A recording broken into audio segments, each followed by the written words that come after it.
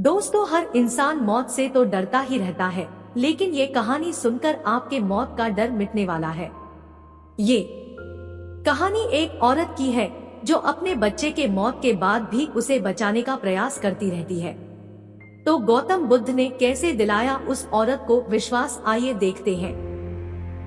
राई के दाने, भगवान बुद्ध की प्रेरणादायक कहानी। श्रावस्ती नगरी में शागौतमी नाम की एक कन्या रहती थी। गौतमी उसका असली नाम था। काम करते करते वह जल्दी थक जाती थी, इसीलिए लोग उसे शागौतमी के नाम से पुकारते थे। गौतमी ने जवानी में प्रवेश किया और उसका विवाह हो गया। गौतमी गरीब घराने की थी, अतः उसकी ससुराल के लोग उसका यथोचित आदर नहीं करते थे। कुछ समय बाद गौतमी के एक पुत्र हुआ। अब घर में उसका आदर होने लगा, लेकिन होनहार कुछ दूसरी ही थी। गौतमी का शिशु जब कुछ बड़ा हुआ और खेलने लायक हुआ तो ईश्वर ने उसे उठा लिया। गौतमी ने सोचा, पुत्र जन्म से पहले मेरा इस घर में अनादर होता था। पुत्र जन्म के बाद लोग मेरा आदर करने लगे, लेकिन अब यह लोग मेरे प्रिय शिशु को ना जाने कहां छोड़ देंगे। गौतमी अपने मृत पुत्र को गोद में ले उसके लिए घर घर दवा मांगती फिरने लगी। लोग ताली बजाकर हंसी ठट्ठा करते हुए कहते, पगली कहीं मरे हुए की भी दवा होती है। किसी भले आदमी को गौतमी पर बहुत दया आई।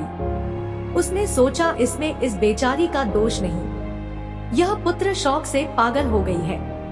इसकी दवा बुद्ध भगवान को छोड़कर और किसी के पास नहीं। उसने कहा, देवी तुम बुद्ध भगवान के पास जाकर उनसे पूछो।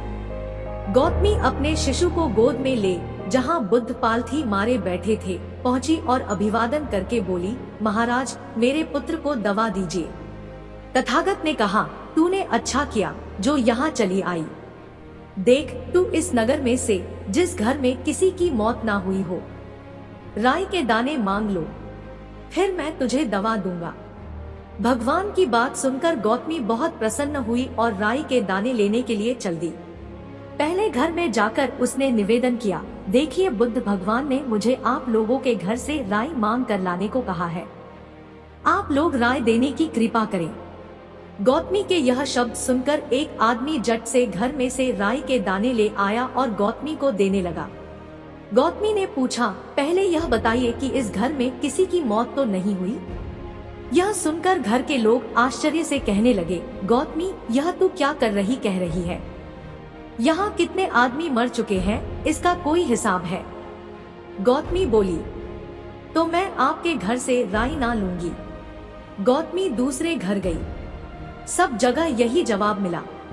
उसने समझा शायद सारे नगर में यही बात हो।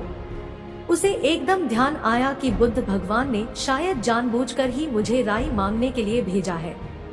वह शीघ्र ही अपने मृत पुत्र को नगर के बाहर शमशान में ले गई। उसे अपने हाथ में ले बोली, प्रिय पुत्र, मैंने समझा था शायद तुम ही अकेले मरने के लिए पैदा हुए हो, लेकिन अब मुझे मालूम हुआ कि मौत सबके लिए है जो पैदा हुआ है। इतना कहकर अपने पुत्र का शमशान में अंतिम संस्कार करके वह वहां से लौट आई। लौटकर गौतमी बुद्ध के पास गई। बुद्ध ने पूछा, गौतमी राई के दाने मिल गए?